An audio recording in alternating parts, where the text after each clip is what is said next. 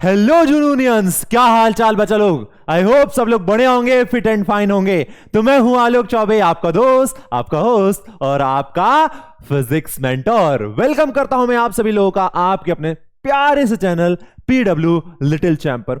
और बच्चा पार्टी, आप लोगों को पता है कि हम लोगों ने वापस से इस जुनून प्रो बैच में आपका रिवीजन स्टार्ट किया है, या मैं कहूं एक सिंगल वीडियो में आपका पूरा जो चैप्टर है वो हम खत्म कर रहे हैं, निपटा रहे हैं।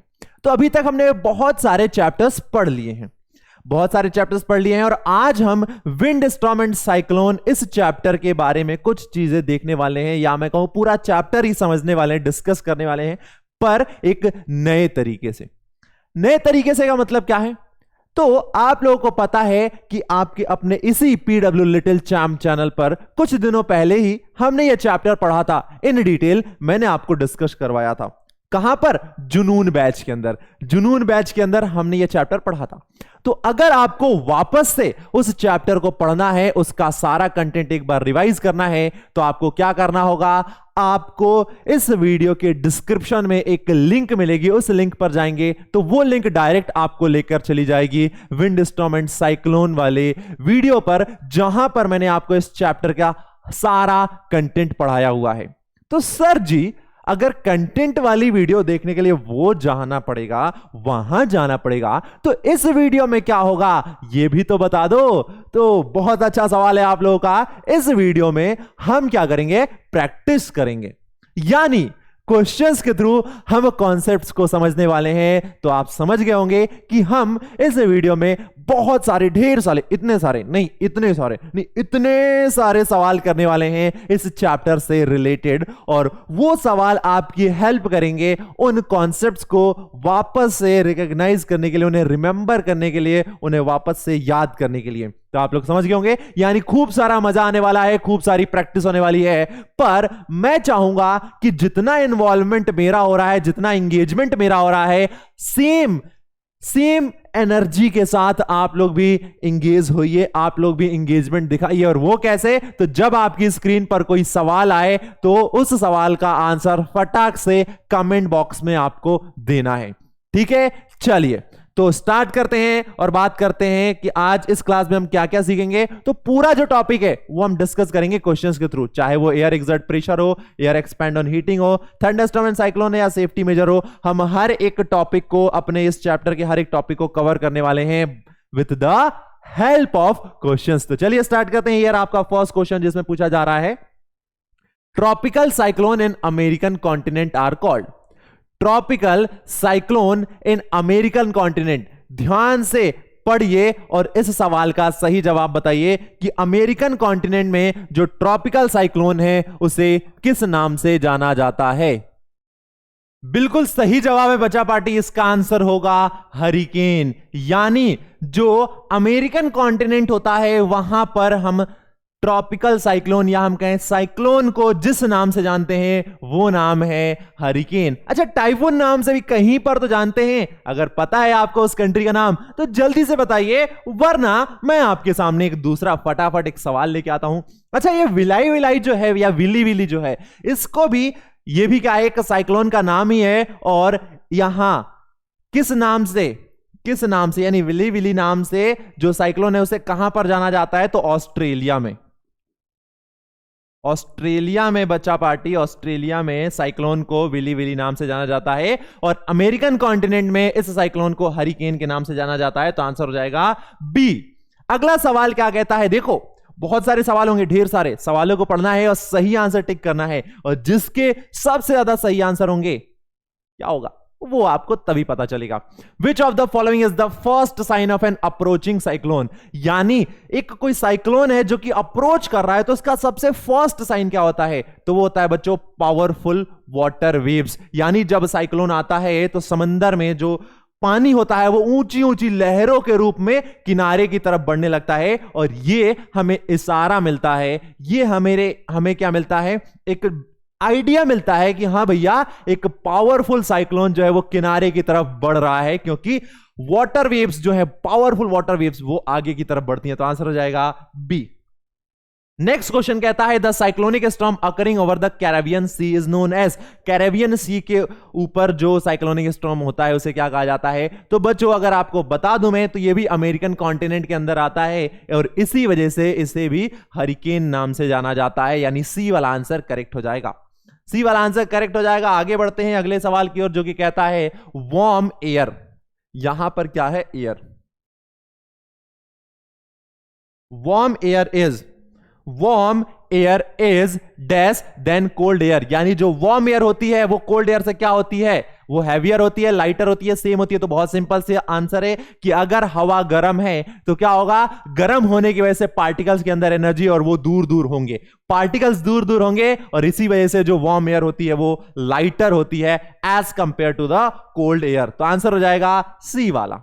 अगला सवाल कहता है reduced air pressure cause, reduced air pressure यानी जब कभी भी प्रेशर घटता है तो उसके वजह से क्या देखने को मिलता है? विंड स्पीड बढ़ जाती है, विंड स्पीड घट जाती है, ब्राइट सनलाइट होता है या हैवी रेन होता है? तो ये सी एंड डी वाले तो ऑप्शन बिल्कुल भी नहीं है।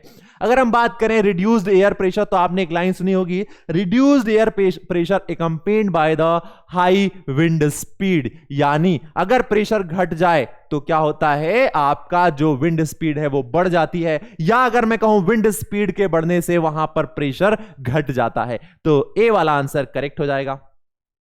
नेक्स्ट क्वेश्चन हमसे कहता है in Japan cyclone is known as, अभी आप लोगों से मैंने पूछा था कि टाइफून जो है वो किस कंट्री में जाना जाता है, साइक्लोन को टाइफून के नाम से किस कंट्री में जाना जाता है? अब हमसे पूछ लिया है जस्ट उल्टा कि जापान में साइक्लोन को किस नाम से जाना जाता है? तो जापान में साइक्लोन को जाना जाता है टाइफून के नाम से। बी वाला जो आंसर है वो करेक्ट हो जाएगा बच्चों पार्टी। तो बी वाला इसका करेक्ट आंसर हो जाएगा। आगे बढ़ते हैं अगले सवाल की ओर जो कि कह रहा है which of the following activities shows that air exert pressure. हमारा इस चैप्टर का पहला टॉपिक जो कि कहता है एयर एक्सर्ट प्रेशर। अब कैसे पता? तो आप लोगों ने देखा होगा, क्या देखा होगा? आप लोगों ने देखा होगा जो एक तिरंगा होता है, एक झंडा होता है बच्चों, वो क्या होता है? लहराता रहता है। पत्तियां जो होती हैं वो क्या होती हैं? हिलती रहती हैं हवाओं की वजह से। यानी जब एयर जाकर उस झंडे पर, जब एयर जाकर उस पत्ती पर टकरा रही है तो वो प्रेशर एक्सर्ट कर रही है और उस प्रेशर की वजह से वो फ्लटर कर रहे हैं, वो हिल रहे हैं, वो लहरा रहे हैं। इसके अलावा कभी आप लोगों ने बाइक पर बैठे तो होंगे, सिंपल सी बात है, बाइक चल रही है तो सामने से हवा लगती है और वो हवा हम अपने फेस पर, अपनी बॉडी पर फील कर सकते हैं। तो वो हवा कर क्या रही है? जब हमारी बॉडी से टकरा रही है तो वो हमारे ऊपर प्रेशर एक्सर्ट कर रही है। तो विच of the following activities shows that the air exert pressure, में से कौन सी एक्टिविटी बता रही है कि एयर प्रेशर एक्सर्ट करता है? कंबजन ऑफ फ्यूल नहीं बता रहा है, स्मोकिंग ऑफ सिगरेट नहीं बता रहा है, बर्निंग ऑफ ए कैंडल नहीं बता रहा है, opening of A soft drink बोतल। सॉफ्ट ड्रिंक बोतल को जब ओपन करते हैं बच्चों तो क्या होता है? बुलबुले, बबल्स आते हैं, बबल्स आते हैं। ये तो आप लोगों ने देखा होगा, सिंपल सा, बहुत ही सिंपल सा ये है। अरे आपने कोल्ड ड्रिंक तो पी होगी ना, तो उसमें क्या होता है? जब बोतल के ढक्कन को ओपन किया जाता है, बोतल के ढक्कन को ओपन किया जाता है तो नीचे से बबल्स फॉर्मेशन होता है और वो बबल्स ऊपर की ओर जाते हैं।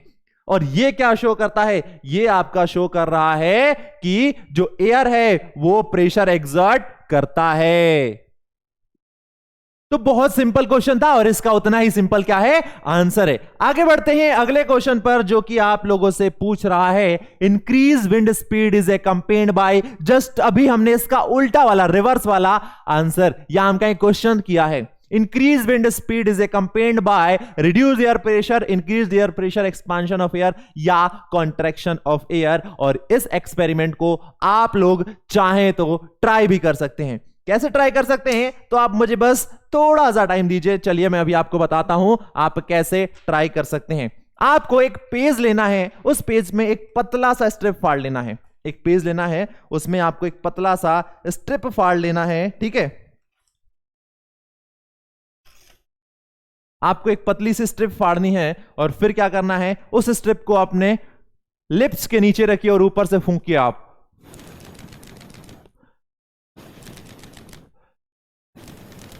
जब आप ऊपर से फूकेंगे तो आप देखेंगे, आप क्या देखेंगे बच्चों? आप देखेंगे कि जो पतली सी स्ट्रिप थी पेपर की, वो फ्लटर कर रही है। ऐसा इसलिए क्योंकि जब मैं फूंक रहा था तो ऊपर प्रेशर जो है वो कम हो गया, क्योंकि वहां पर विंड की स्पीड ज्यादा हो गई। ऊपर प्रेशर कम हुआ, नीचे प्रेशर ज्यादा, तो इस प्रेशर डिफरेंस की वजह से वो जो पेपर की स्ट्रिप है वो बार बार ऊपर नीचे हो रही थी। समझ गए आप? यानी increased wind speed is accompanied by reduced air pressure. Option A correct हो जाएगा। ये हम लोगों ने पढ़ा है।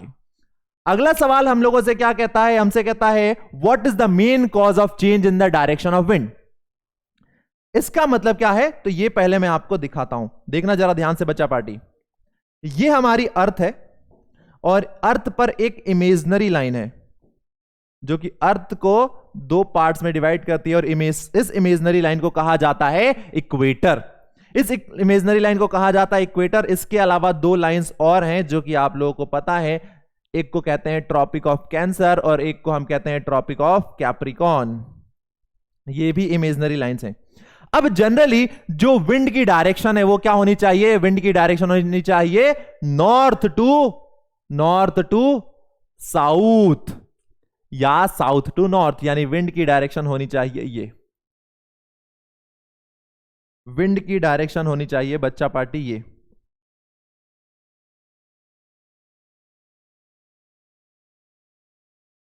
ये डायरेक्शन होनी चाहिए जनरल केस में। High pressure to low pressure, high pressure to low pressure, ऐसा होना चाहिए। बट ऐसा होता नहीं है, और जो डायरेक्शन होती है वो कुछ ऐसी हो जाती है। जो डायरेक्शन होती है वो कुछ ऐसी हो जाती है, यानी विंड की स्पीड की डायरेक्शन चेंज हो जाती है। अब ऐसा क्यों होता है? रीजन क्या है? यही हमसे पूछा गया है इस पर्टिकुलर क्वेश्चन में। इस पर्टिकुलर क्वेश्चन में पूछा गया है कि what is the main cause of change in the direction of wind. Wind की डायरेक्शन जो है वो प्रॉपर साउथ टू नॉर्थ या नॉर्थ टू साउथ नहीं होती है। इसका रीजन क्या है? तो इसका एक सिंपल सा रीजन है। हमें पता है कि जो अर्थ है वो अपनी एक्सिस पर रोटेट करती है, और अर्थ के रोटेशन के कारण ही ये जो विंड है इसकी डायरेक्शन चेंज हो जाती है, और वो प्रॉपर नॉर्थ साउथ से हटके कैसे इस डायरेक्शन में गोल गोल हवाएं घूमने लगती हैं। तो इसका आंसर हो जाएगा rotation of earth. Rotation of earth की वजह से जो विंड की डायरेक्शन है वो चेंज होती है। ऑप्शन ए करेक्ट है। नेक्स्ट क्वेश्चन कहता है हमसे what is the name given to the swift movement of the falling water droplets along with the rising air that create lightning and sound। यानी बच्चों क्या कह रहा है? Swift movement of falling water droplets. पानी की बूंदें नीचे गिर रही हैं, पानी की बूंदें नीचे गिर रही हैं। ये देखिए बारिश हो रही है जिसमें पानी की बूंदें नीचे गिर रही हैं। आपको दिखाई दे रहा है? दिखाई दे रहा है? हाँ सर दिखाई तो दे रहा है, हम लोगों को दिखाई दे रहा है। तब तक आप जल्दी से कमेंट बॉक्स में आंसर बताइए, क्या होगा आंसर? जल्दी से फटाफट आंसर बताइए। आपका आंसर आ जाना चाहिए। अगर आपको पता है तो, नहीं पता है तो मैं तो फिर बताता ही हूं। ये क्या है? वाटर ड्रॉपलेट्स है। ये वाटर ड्रॉपलेट्स हैं जो कि नीचे की ओर आ रही हैं, और सेम टाइम पर नीचे से ऊपर की ओर हवाएं जा रही हैं। ये क्या है? तो यह है एयर। और जब ये ऐसा होता है बच्चों, ऐसा होता है तो हमें लाइटनिंग दिखाई देती है, यानी बिजली कड़कता है। बिजली कड़कती है। तो हमसे पूछा जा रहा है कि ये जो यहां पर हो रहा है, वाटर ड्रॉपलेट्स का मूवमेंट नीचे की ओर, एयर का मूवमेंट ऊपर की ओर, और इस स्विफ्ट मूवमेंट के कारण लाइटनिंग होती है। बहुत ही ज्यादा अमाउंट में एनर्जी प्रोड्यूस होती है, या हमका एनर्जी रिलीज होती है, और साथ ही साथ आपको एक स्ट्रीक भी दिखाई देती है लाइट की, और बहुत तेज आवाज सुनाई देती है। तो इस स्विफ्ट मूवमेंट को कहा क्या जाता है? इस स्विफ्ट मूवमेंट को कहा जाता है थंडरस्टॉर्म। ये थंडरस्टॉर्म की डेफिनेशन है। थंडरस्टॉर्म की डेफिनेशन है क्या? The Swift movement of the falling water droplets along with the rising air creates lightning and the sound, and this is the definition of thunderstorm। तो इसका आंसर क्या हो जाएगा? डी वाला इसका आंसर हो जाएगा। नेक्स्ट क्वेश्चन क्या कहता है आपसे मुझसे, जरा देखो। An uneven heating of earth that causes the movement of air is called. Uneven heating. अब अनइवन हीटिंग होती क्यों है, पहले तो यह समझ लेते हैं हम, ठीक है? अनइवन हीटिंग क्यों हो रही है पहले हम ये समझते हैं। देखो जरा ध्यान से बच्चा पार्टी, तो ये क्या है, ये आपकी अर्थ है और ये क्या है, ये आपकी अर्थ है और ये एक इमेजिनरी लाइन है जिसे हम इक्वेटर कहते हैं, जो कि अर्थ को दो इक्वल हेमिस्फीयर्स में डिवाइड करती है, यानी ऊपर वाला नॉर्दर्न हेमिस्फीयर, नीचे वाला सदर्न हेमिस्फीयर। उसके बाद दो इमेजिनरी लाइंस होती हैं, जिसे ऊपर वाली को कहते हैं ट्रॉपिक ऑफ कैंसर और नीचे वाली को कहते हैं ट्रॉपिक ऑफ कैप्रिकॉन। अब यहां पर ये रहे हमारे सूरज चाचू, इस लाइन को ये, ठीक है। अब ये देखो बच्चों, ये रहे हमारे सूरज चाचू यहां से पे। अब क्या होता है, सन से बच्चों जो रे आती है, सन से जो रे आ रही है वो कहां पर, मोस्ट ऑफ द जो सनलाइट है वो आकर इंसिडेंट होती है इस रीजन के बीच में। किस रीजन के बीच में, तो इस ट्रॉपिक ऑफ कैंसर और ट्रॉपिक ऑफ कैप्रिकॉन के बीच में मोस्ट ऑफ द सनलाइट आती है, ठीक है। इसका नाम क्या है, तो इसे मैं लिख देता हूं, यह है ट्रॉपिक ऑफ कैंसर। इसे कहा जाता है ट्रॉपिक ऑफ कैप्रिकॉन, इसे कहा जाता है इक्वेटर। अब सन से, ये कौन है, तो ये हमारे सूरज चाचू हैं सन। अब सन से जो मोस्ट ऑफ द लाइट आती है वो इस रेंज में होती है, इस रीजन में होती है, यानी यहां का टेम्परेचर ज्यादा होगा और ऊपर वाले एरिया का, ऊपर वाले रीजन का जो टेम्परेचर है वो कम होगा। अब टेम्परेचर कम है, यहां पर टेम्परेचर ज्यादा है, तो क्या हो रहा है, अनइवन हीटिंग हो रही है अर्थ की अनइवन हीटिंग हो रही है। यहां पर ज्यादा हीटिंग हो रही है, यहां पर टेम्परेचर आपका ज्यादा है, यहां पर टेम्परेचर कम है। टेम्परेचर ज्यादा तो एयर एक्सपैंड हो रही है, एयर एक्सपैंड हो रही है, इस रीजन के कांटेक्ट में जो भी एयर आ रही है वो गर्म होकर एक्सपैंड हो रही है और वो हल्की होकर ऊपर जा रही है। और अगर हम यहां पर बात करें तो टेम्परेचर कम है, यानी इस रीजन के कांटेक्ट में जो भी एयर आ रही है वो ठंडी है, वो भारी है, उसका प्रेशर ज्यादा है। इसका मतलब अगर यहां पर टेम्परेचर कम है तो यहां पर प्रेशर ज्यादा है, यहां पर टेम्परेचर ज्यादा है तो प्रेशर कम होगा। प्रेशर कम होगा तो बच्चों क्या होगा, जो विंड है वो high pressure to low pressure आएगी, high pressure to low pressure आएगी, और जो गर्म हवाएं ऊपर उठी हैं वो वापस इस वॉइड को, इस खाली जगह को भरने के लिए यहां चली जाएंगी।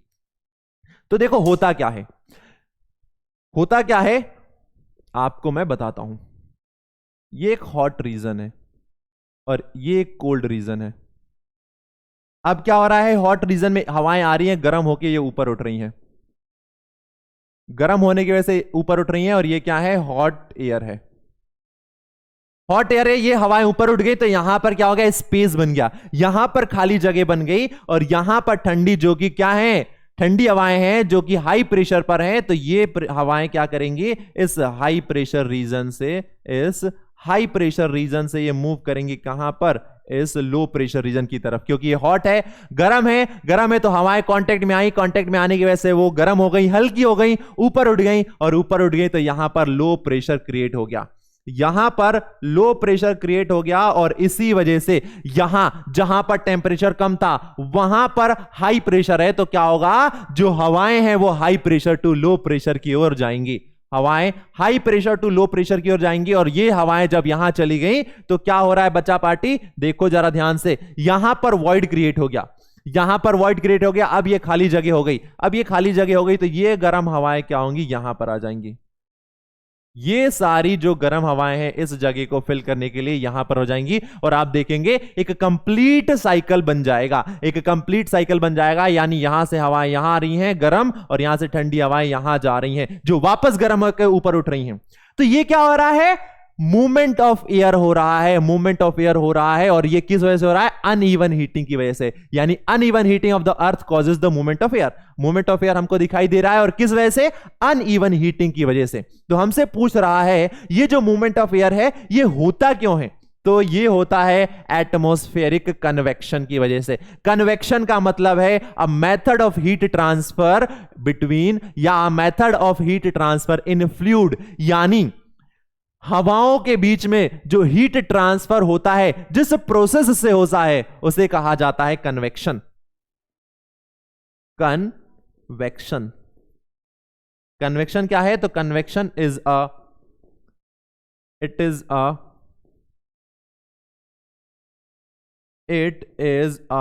Method of heat transfer. It is a method of heat transfer, जिसमें हीट ट्रांसफर की एक मेथड है, और ये हीट ट्रांसफर कहां पर होता है? तो gas to gas, liquid to liquid. यहां पर gas to gas heat transfer हो रहा है, इसलिए कन्वेक्शन कहा जाता है। तो आंसर हो जाएगा ए। अगला सवाल कहता है the activities justifying the statement that warm air is lighter then the cold air. यानी इनमें से वो कौन सी एक्टिविटी है जो कि इस स्टेटमेंट को जस्टिफाई कर रही है कि जो वार्म एयर है वो हल्की होती है as compare to the cold air. चलिए एक एक करके पढ़ते हैं। बेकिंग ऑफ ए केक, नहीं कोई लिंकेज नहीं है। ब्लोइंग ऑफ ए बलून, नहीं कोई लिंकेज नहीं है। मेल्टिंग ऑफ वैक्स, यहां पर भी कुछ लिंकेज नहीं है। But rising of smoke produced by the burning, यानी बच्चों आप लोगों ने देखा होगा जब कभी भी आग लगती है तो उससे जो धुआं निकलता है वो धुआं हमेशा ऊपर जाता है। ऐसा क्यों होता है? क्योंकि जब आग लग रही है तो वहां से जो स्मोक निकल रहा है, जो धुआं निकल रहा है, वो गर्म है। गर्म है यानी वो हल्का है, और हल्का है इस वजह से वो ऊपर की तरफ जा रहा है। तो अब आप समझ गए कि वार्म एयर क्यों ऊपर क्यों जा रही है? क्योंकि वो लाइट है, हल्की चीजें ऊपर जाएंगी और ठंडी जो हवा है वो नीचे की ओर आएगी। तो ये वाला जो आपका एक्टिविटी है rising of smoke produced by burning, ये बता रहा है कि warm air is lighter then the cold air. अगला सवाल कहता है which of the following options is correct about the direction of flow of air. इनमें से कौन सा ऑप्शन करेक्ट है for the direction of flow of air, यानी एयर कहां से कहां फ्लो होती है? तो सिंपल सा एक आंसर है इसका, और वो आंसर क्या है कि अगर एयर यहां से यहां फ्लो हो रही होगी, अगर एयर ए से बी फ्लो हो रही है, इसका मतलब अनडाउटली यहां पर जो प्रेशर है वो हाई है। ये क्या है? ये हाई प्रेशर जोन है। ये हाई प्रेशर जोन है और ये आपका लो प्रेशर जोन है। ये हाई प्रेशर जोन है, ये लो प्रेशर जोन है, और इसी वजह से हवाएं ए से बी की तरफ जा रही हैं। Hot air flows from a colder region to a hotter region, गलत है। हॉट एयर गलत है। Air flow from a region of high pressure to low pressure, air flow from a region of high pressure to low pressure, air flow from a region of low pressure to high pressure, ये भी गलत है। Air flow from a hotter region to a colder region, नहीं नहीं, जहां पर high pressure होगा और हाई प्रेशर होता है कोल्डर रीजन में और लो प्रेशर होता है हॉटर रीजन में, तो यहां से हवाएं यहां आती हैं। ठीक है, यानी air flow from a region of high pressure to low pressure, high pressure से लो प्रेशर की तरफ हवाएं बहती हैं। तो आंसर हो जाएगा बी वाला करेक्ट। नेक्स्ट क्वेश्चन कहता है why does a bicycle tube have more punctures in summer than in winter. ये तो आप लोगों ने ऑब्जर्व किया होगा, देखा होगा। आप लोग साइकिल चलाते हैं, बिल्कुल चलाते हैं। आपकी साइकिल में टायर है, बिल्कुल है। अब वो जो टायर है बच्चों, वो गर्मियों के दिनों में, यानी हम बात करें समर्स के टाइम में, ज्यादा पंचर होता है as compare to the winter. इसका रीजन क्या है? तो देखो, समर के टाइम हमारी साइकिल चल रही है रोड पर, हमारी बाइक चल रही है रोड पर, हमारी कार चल रही है रोड पर, तो रोड का जो टेम्परेचर है वो ज्यादा है, क्योंकि धूप बहुत ज्यादा है, गर्मी है, टेम्परेचर ज्यादा है, तो रोड बहुत गर्म है। रोड बहुत गर्म है और उसके कांटेक्ट में हमारे साइकिल का टायर आ रहा है, और उस वजह से उस टायर का जो टेम्परेचर है वो भी इंक्रीज हो रहा है। टायर का टेम्परेचर इंक्रीज हो रहा है, और हमने क्या पढ़ा है, जब किसी एयर को गर्म किया जाता है तो वो एक्सपैंड होती है, वो फैलती है। अब टायर का टेम्परेचर गर्म हो रहा है तो उस टायर के अंदर ट्यूब है, और ट्यूब के अंदर है एयर, तो उस एयर का टेम्परेचर बढ़ रहा है, और टेम्परेचर बढ़ने की वजह से वो एयर एक्सपैंड होती है, वो एयर एक्सपैंड होती है, और इसी वजह से जो ट्यूब है वो हाई प्रेशर को झेल नहीं पाता और वो फट जाता है, या हम कहें पंचर हो जाता है। तो समर्स में ऐसा क्यों होता है? क्योंकि टेम्परेचर की वजह से एयर एक्सपैंड होती है और ट्यूब फट जाता है। Because high temperature expands air, because high temperature expand air, और इसी वजह से जो आपका ट्यूब है वो पंचर हो जाता है जल्दी in summer as compare to winter. अगला सवाल कहता है fill in the blanks, air around us exert. हमारे आसपास जो एयर है वो क्या एक्सर्ट करती है? तो हमारे आसपास जो एयर है वो प्रेशर एक्सर्ट करती है। The moving air is called, moving air को क्या कहते हैं? मूविंग एयर को विंड कहते हैं। The main cause of wind movement is uneven uneven dash of earth. जल्दी से इसका आंसर बताओ। यानी जो विंड मूवमेंट का मेन कॉज है वो क्या है? Uneven dash of earth. Answer क्या होगा? तो आंसर हो जाएगा uneven heating of earth. Next question कहता है high speed can cause cyclone in the region of, high speed wind can cause cyclone in the region of low pressure. तो ये आपके 4 सवाल हैं। आई होप कि आपने बिल्कुल सही सही आंसर दिया होगा। ये रहा आपका answer. State whether the following statement are true and false. आपको पढ़ना है और बताना है कि कौन सा स्टेटमेंट ट्रू है एंड कौन सा स्टेटमेंट फॉल्स है। चलिए मैं पढ़ देता हूं आप लोगों के लिए स्टेटमेंट, आप सोचना और सही आंसर बताना। If wind flow from land to ocean then it is day time. यानी अगर जो हवा है वो लैंड से ओशियन की तरफ फ्लो हो रही है तो इसका मतलब वो दिन का समय है। क्या यह स्टेटमेंट सही है? नहीं सही है या सही है? ये ओशियन है, ये लैंड है।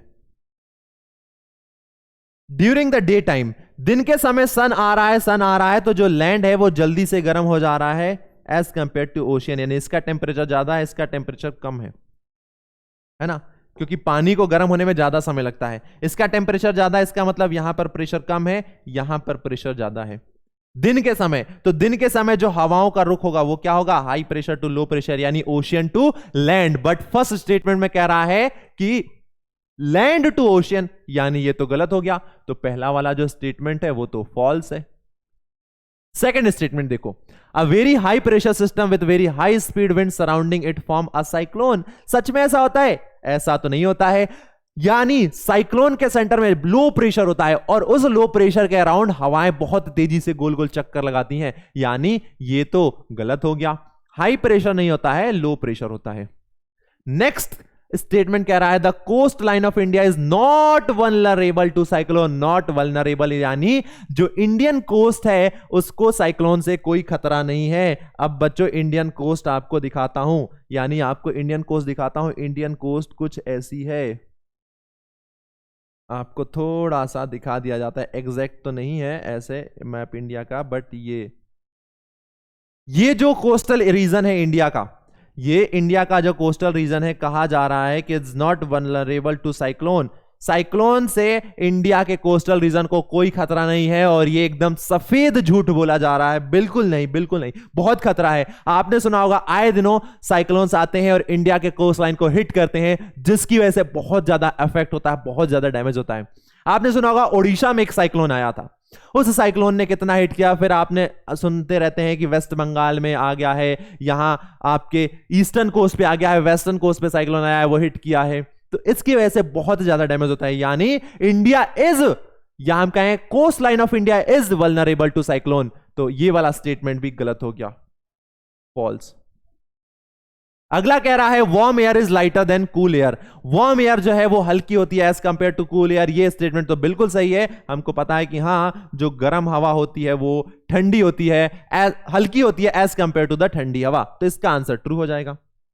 नेक्स्ट क्वेश्चन कहता है why it is advisable not to shut all the door and winds during a storm. यानी बच्चों एक घर है और हमें यह क्यों एडवाइज किया जाता है कि हमें उस घर के सारे दरवाजे खिड़कियों को बंद नहीं करना चाहिए। कब? जब कोई तूफान आए तो। जब कोई तूफान आए तो हमें अपने घर के सारे दरवाजे खिड़कियों को बंद नहीं करना चाहिए। इसका रीजन क्या है? इसका रीजन चलिए आपको मैं बताता हूं। ये विंडो हो गया और ये एक गेट हो गया।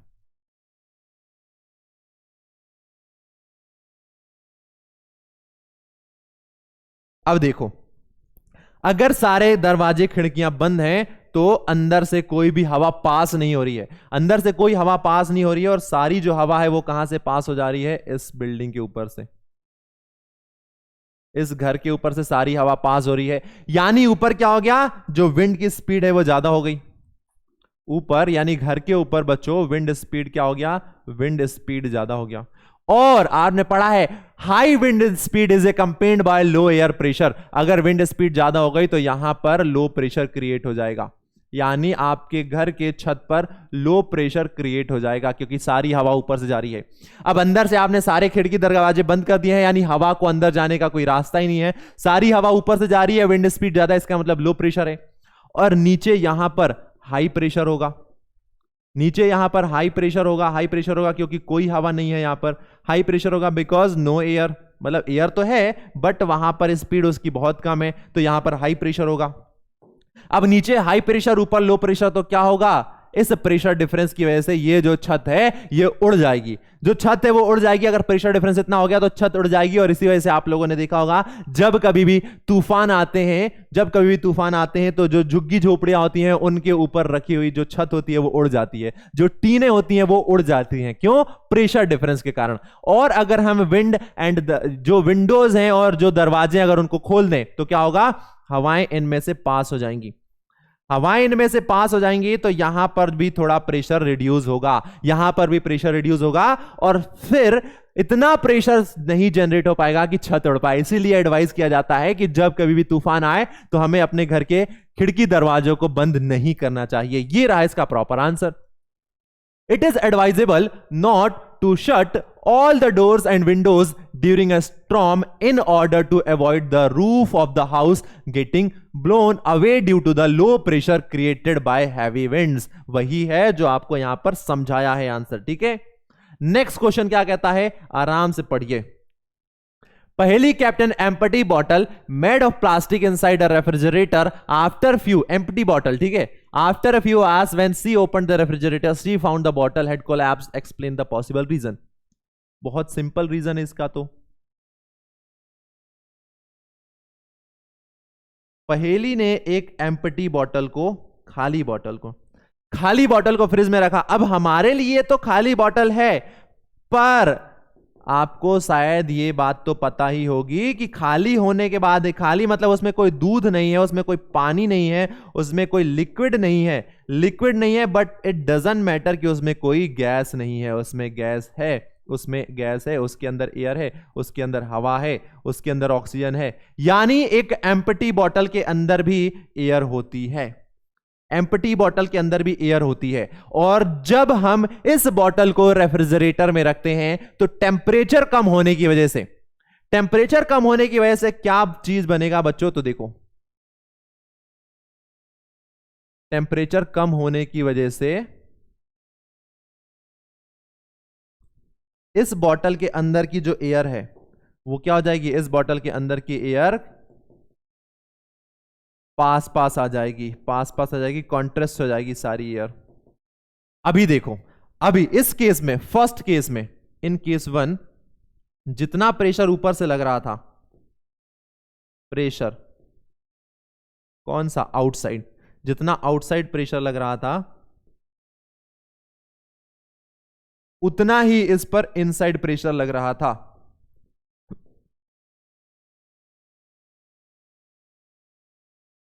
यानी आउटसाइड प्रेशर बराबर इनसाइड प्रेशर, क्योंकि इस बॉटल के अंदर हवा थी और वो इतना प्रेशर क्रिएट कर रही थी कि आउटसाइड प्रेशर को वो बॉटल सस्टेन कर पाए।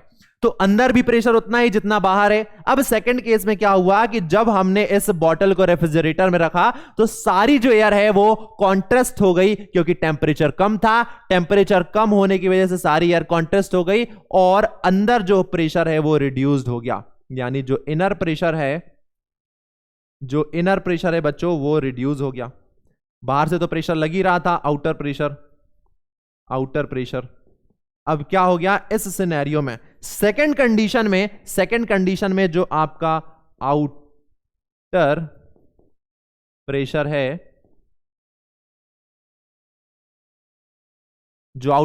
वो ज्यादा हो गया as compare to inner pressure. Outer pressure is more than the inner pressure और इस वजह से आपकी जो बॉटल है वो पिचक जाएगी। बट इन फर्स्ट केस जो आउटर प्रेशर है वो इनर प्रेशर के बराबर था। Outer pressure is equals to inner pressure, और ये सिनेरियो था इन फर्स्ट केस में ऐसा था, इस वजह से बॉटल नहीं पिचक रही थी। पर जैसे ही फ्रिज में रखा, टेम्परेचर कम होने की वजह से एयर कॉन्ट्रास्ट हो गई, प्रेशर घट गया और वो बॉटल पिचक गई। तो ये हो जाएगा आंसर। देखो, the air inside the bottle contrast due to the low temperature, hence the bottle collapse due to the outside pressure. अगला सवाल देखो क्या कहता है, बहुत ही प्यारा क्वेश्चन है ये। हमसे कह रहा है identify the name of 6 natural phenomenon from the following word diagram given in the figure. आपको 6 नेचुरल फिनोमिनन बताने हैं, 6 नेचुरल फिनोमिनन बताने हैं इसमें से। तो स्टार्ट करते हैं। THUNDERSTROM। एक तो मुझे मिल गया, मुझे एक तो मिल गया।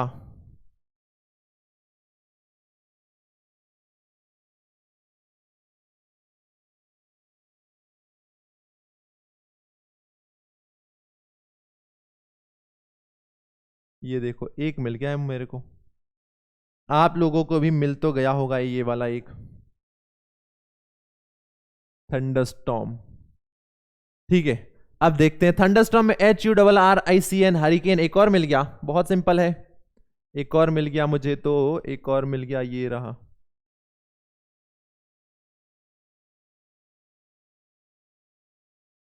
Hurricane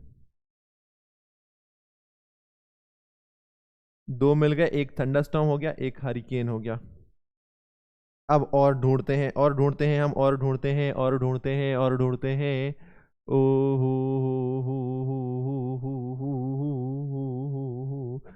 TORNADO, tornado. ये देखो टॉर्नेडो मिल गया हमको एक। ये भी क्या है, ये भी आपका एक 6 नेचुरल फिनोमिनन, तो ये भी एक नेचुरल फिनोमिनन है, टॉर्नेडो। फिर इसके बाद क्या है, CYCLONE, साइक्लोन भी मिल गया हमको। हमको बच्चों साइक्लोन मिल गया, ये देखो ये रहा साइक्लोन आपका।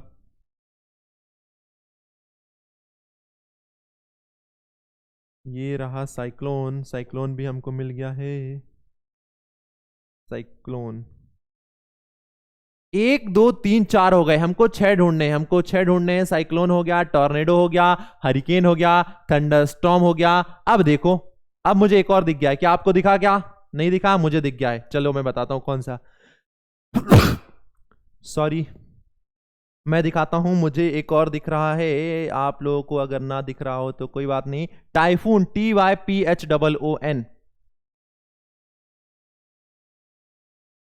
ये रहा एक और टाइफून, टाइफून भी मिल गया है मुझे, टाइफून भी मिल गया है, 5 हो गए हैं। अब टाइफून के अलावा आपको क्या कोई दिख रहा है? टाइफून के अलावा क्या आपको कुछ दिख रहा है? अगर दिख रहा है तो मुझे जल्दी से बताइए। हरिकेन हो गया, टॉर्नेडो हो गया, साइक्लोन हो गया, टाइफून हो गया, थंडरस्टॉर्म हो गया। एक और देखते हैं, एक और देखते हैं बच्चों, एक और कुछ तो दिख जाएगा, कुछ तो दिखेगा, कुछ तो दिखेगा, कुछ तो दिखेगा, कुछ तो दिखना ही पड़ेगा। देखो देखो देखो देखो देखो देखो, क्या आपको दिखाई दे रहा है? देखो आपको 5 तो दिख गए, एक thunderstorm, hurricane, cyclone, tornado and typhoon. अब एक और बच गया है, बस एक और बच गया है। देखो एक और क्या है, जल्दी से फटाफट देखो, एक और आपको दिख जाएगा। मैं भी देखता हूं, मैं भी देखता हूं, मैं भी देखता हूं, मैं भी देखता हूं कि कुछ दिख रहा है क्या, कुछ दिख रहा है क्या यहां पर मुझे, मुझे दिख रहा है क्या यहां पर? देखो do do do do do do do do do do do do, यहां पर दिख रहा है क्या? यहां पर दिख रहा है क्या? दिख रहा है क्या? दिख रहा है क्या? दिख रहा है क्या? दिख रहा है क्या? हाँ दिख गया, मुझे एक और दिख गया, मुझे एक और दिख गया, मुझे एक और दिख गया, मुझे एक और दिख गया। LIGHTETNING, lightning. ये रहा एक और लाइटनिंग।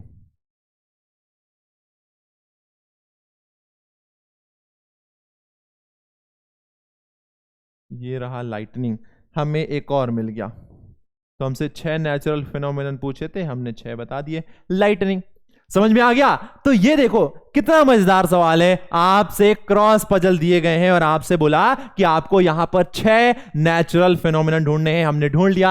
आपका पहला हो गया थंडरस्टॉर्म, आपका पहला हो गया थंडरस्टॉर्म, थंडर स्टॉर्म। आपका दूसरा हो गया हरिकेन, हरिकेन।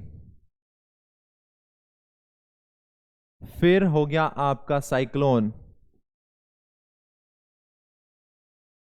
फिर हो गया टॉर्नेडो, फिर क्या मिला हमको? टॉर्नेडो के मिला बाद मिला हमें टाइफून, और फिर हमें मिला lightning.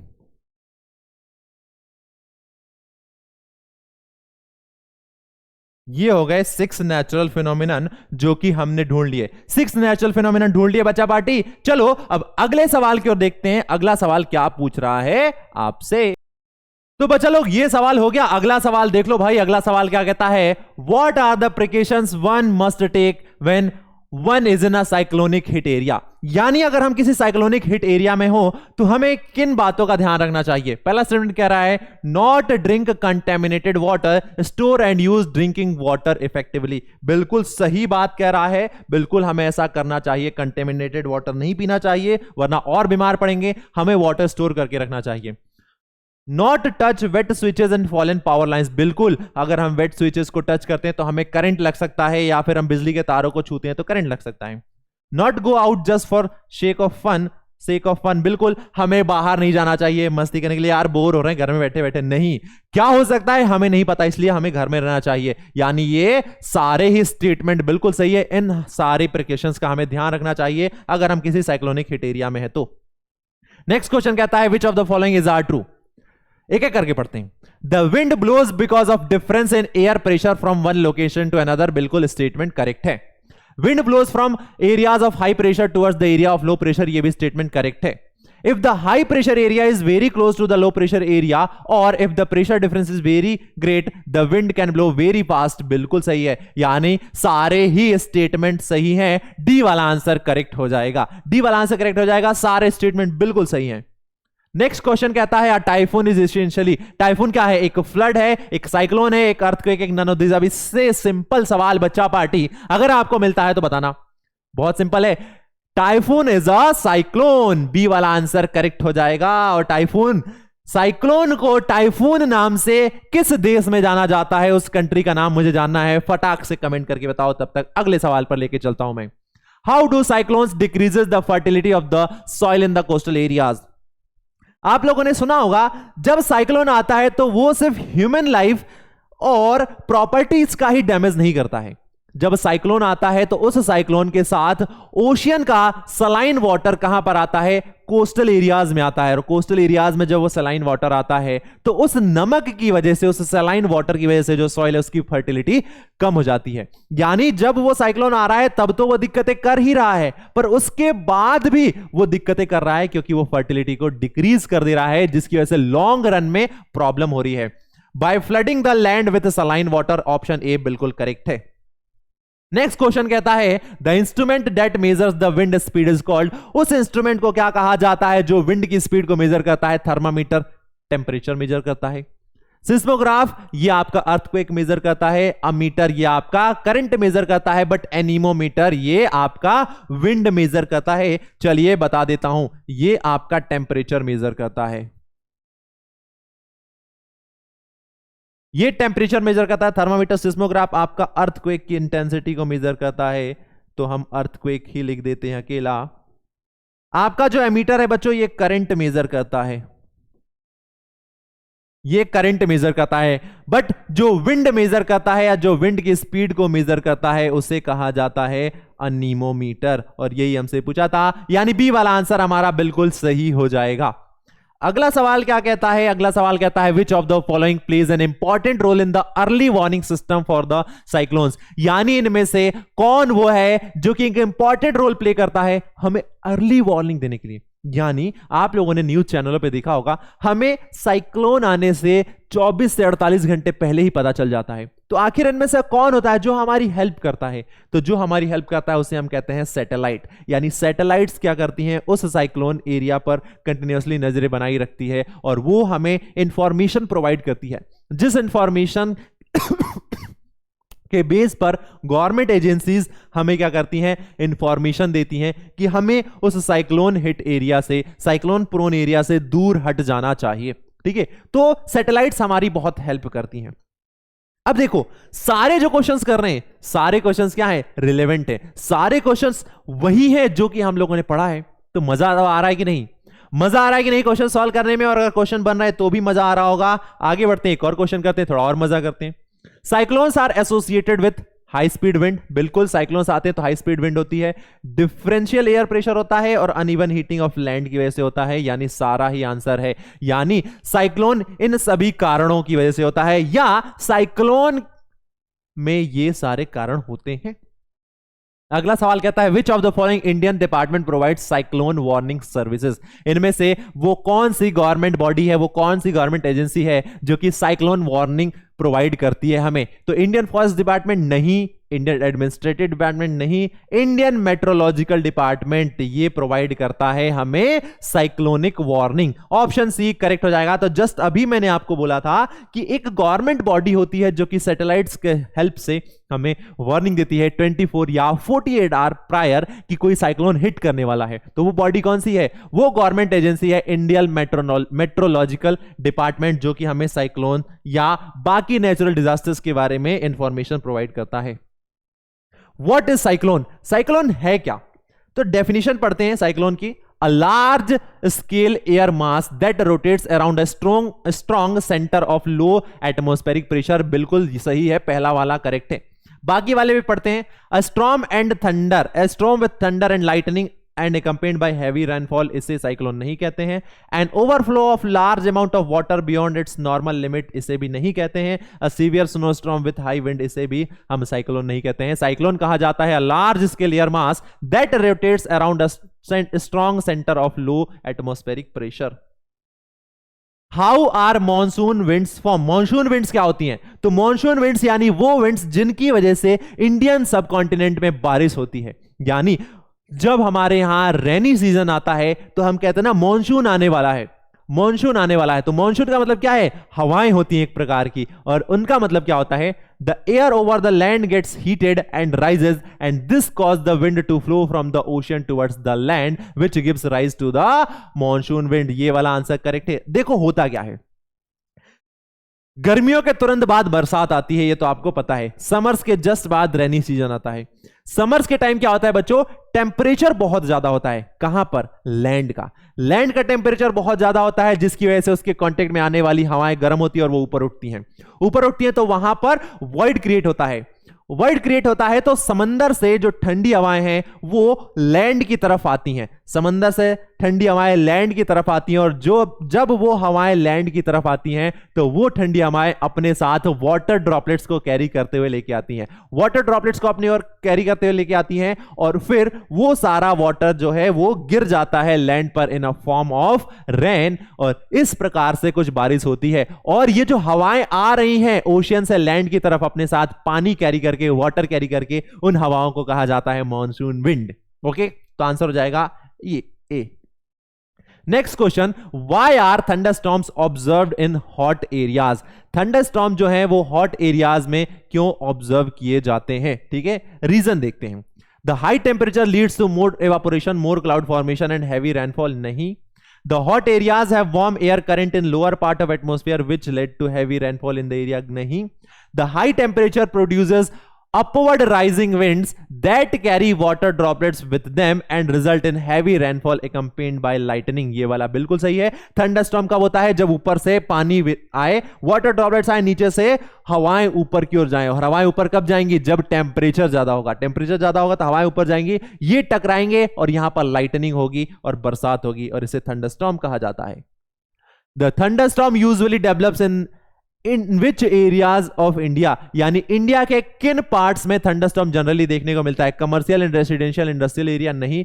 Hot humid and tropical areas, क्योंकि यही वो फेवरेबल कंडीशंस होती हैं जो कि एक थंडरस्टॉर्म के फॉर्मेशन के लिए जरूरी होती हैं। तो इन फेवरेबल कंडीशंस की वजह से इंडिया के उन एरियाज में जहां पर hot humid and tropical climate होता है वहां पर थंडरस्टॉर्म डेवलप होता है और थंडरस्टॉर्म आता है। ठीक है बच्चा पार्टी। नेक्स्ट क्वेश्चन कहता है which of the following is a natural disaster? इनमें से कौन सा एक नेचुरल डिजास्टर है? स्टॉर्म, साइक्लोन या फ्लड? तो सारे ही नेचुरल डिजास्टर्स हैं। नेक्स्ट क्वेश्चन कहता है which of the following statement is correct regarding the I of the cyclone? इनमें से कौन सा स्टेटमेंट एक साइक्लोन की आई के रिगार्डिंग में सही है? It is an area of high pressure, गलत। It is an area of low pressure. ये एक लो प्रेशर एरिया होता है। साइक्लोन के सेंटर में जो आई होता है, साइक्लोन का जो सेंटर पार्ट होता है उसे आई कहते हैं, और वो एक लो प्रेशर रीजन होता है, लो प्रेशर एरिया होता है, और वो कुछ ऐसा दिखता है।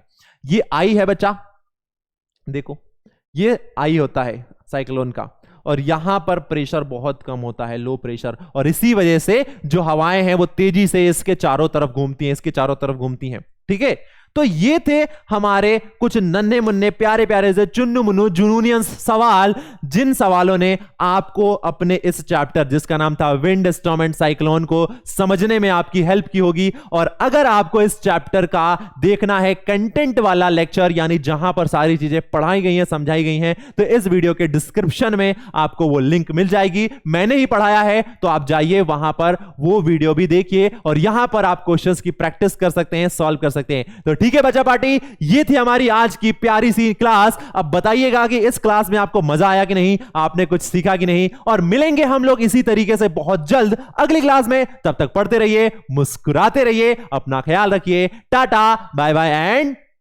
Thank you.